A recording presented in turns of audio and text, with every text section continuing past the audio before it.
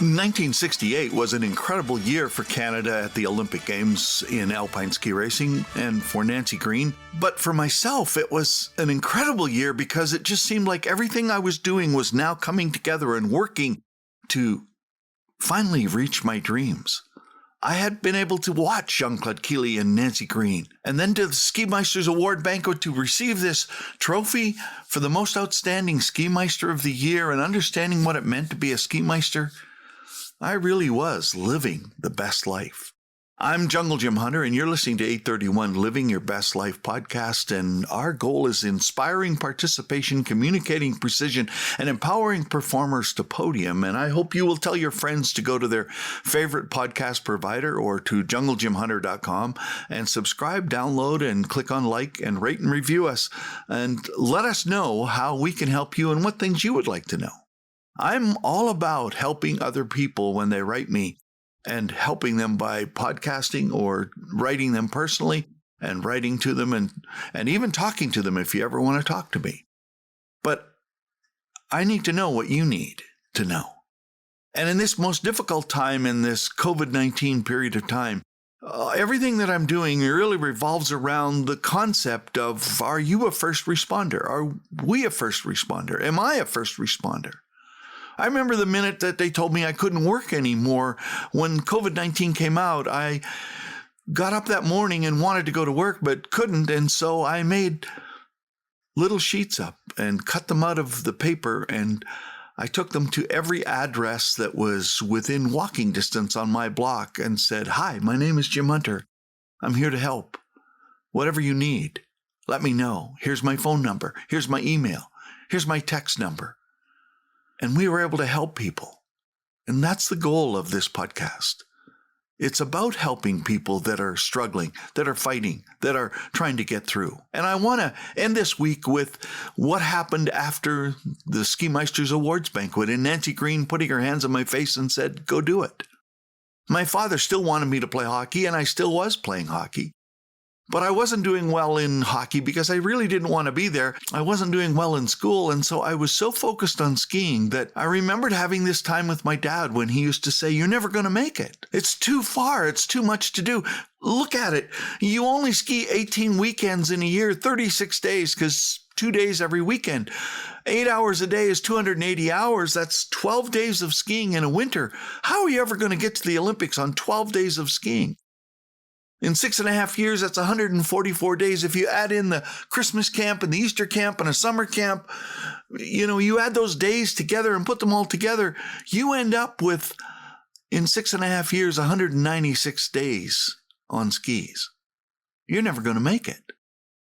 At that time in Canada, and as it is today, the solution for sport, and for most sport, especially for skiing, is entry-level sport. Then you show promise and they ask you for more days and more time on snow, and then more days and more time on snow. And then maybe if you have the money, you can go to an alpine academy, but they didn't have one in my day, and I could never afford to go to one anyway. The point is that as I looked at that and I studied it, I told my dad that his numbers were inaccurate. And I said, "It's worse than that." And he went, "What do you mean it's worse?" I said, "Well, you go up to the mountain to ski for an hour or for 8 hours in a day, but you actually only ski 42 to 45 minutes every day because the rest of the time is in the lift line and riding the lift. So you only actually have 3.13% of those 196 days." Yeah. And I'm not going to make it unless I do something more. See, unless you do something more than what everybody else is doing, and this is what we're all doing. We are all following what everybody else does. We go to work, we train, we join clubs, we put our kids in programs, and they all do the same thing. Where does the exceptional come from?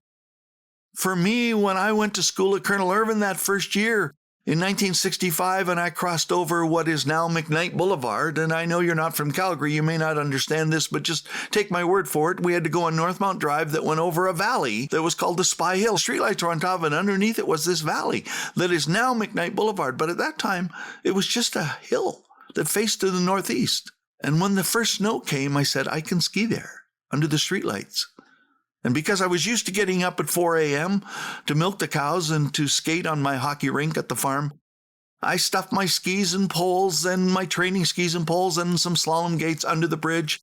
And I would get up at 4 and be there by 4:15, 4:20, and I would ski under the streetlights. I had to find more time. I had to find more days. And I was able to ski 33.3% more under the lights of Northmount Boulevard than I ever did on the mountains. Yeah, 10 times as much. I would climb up to the edge of the light, ski down, skate and pole up, ski down. I would study the pictures I took of the racers that were beating me, and I would try to rehearse and practice those. And all of these are things that you can do, you can control. The question is, will you? You see, we all can follow, but will we go further? The action you must take to get your act together, and this is what we've been focusing on this month, was I ready to race on the weekends? Yeah, because I stepped up and stepped into the situation and made sure that I was on that hill as many days of the week as I could be from Monday to Friday. The communication with myself was, who was I going to listen to? The people that said I couldn't make it, or what I could do in the moment, hoping I was right? Little did I know that years later I would read a book by Angela Duckworth called Grit. And she says the best of the best of the best spend 80% of their time practicing alone to be ready. Yeah. See, for you to not follow the crowd and to lead it, you have to spend 80% of your time practicing alone with no one to encourage you, no one to motivate you, no one to stand there and say, keep going. You have to do that. And then when you train, I was training the emotional, mental, physical, and technical and tactical every day. 5 things all at once, because I learned to multitask on that hill by myself. The Ski Meister's reward for winning that trophy was sending me to Portillo, Chile with Rossignol skis. The bonus for me was when I got to Portillo, Chile that summer. All the European teams were there and training on the same slopes. And now I had a chance to photograph the best of the best of the best. So I knew what I needed to be and to do and to become to be on the World Cup. Portillo, Chile is almost at 8,000 to 11,000 feet, and most campers skied in the morning and slept in the afternoon because at that high altitude and lack of oxygen, they were passing out because they weren't in shape. But I was never out of shape. I was always in shape so much that I would even try to go up and ski their courses. Yes, I sometimes ran the European team's courses when nobody was around and no coach was there. I know I'm a bad kid. My quote for you for today is this: a first responder turns obstacles into an opportunity in their first response. You see, we all have obstacles that get in the way. We all have reasons why not to do something. But it's those that respond first and do what they know they must do that become the first responders. And they step forward, step in, and step up. My personal dare to you is give yourself a heart shiver and be a first responder. I know this is tough to do, but help someone you do not like. Start something you have always wanted to do. Make one step toward your next dream. Inspire someone else to move toward their next dream. Tell someone you love what they do that makes you shiver. And tell your kids what they do that makes you shiver in a positive way. And the hardest one? Forgive someone that has hurt you deeply and move on. Why? Because you have the power to. The Ski Meisters Club? We can all be a member of a club. We can all feel like we belong to a club. The Ski Meisters that led the way took it seriously and intentionally. My first ski sweater was blue with gold and silver threads running through it. And getting my Ski Meister crest and sewing it on meant being a Ski Meister was one who improved what it meant to be a Ski Meister.